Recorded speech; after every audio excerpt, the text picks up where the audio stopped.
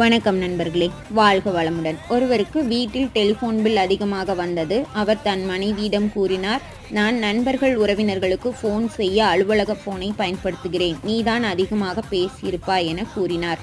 ஆனால் அவர் மனைவியோ, நானும் நான் வேலை செய்யும் இடத்தில்தான் ஃபோன் பேசுகிறேன், நம் மகன் அவனது நண்பர்களிடம் பேசியதால் பில் அதிகமாகி இருக்கலாம் என்றார் அவர் மனைவி.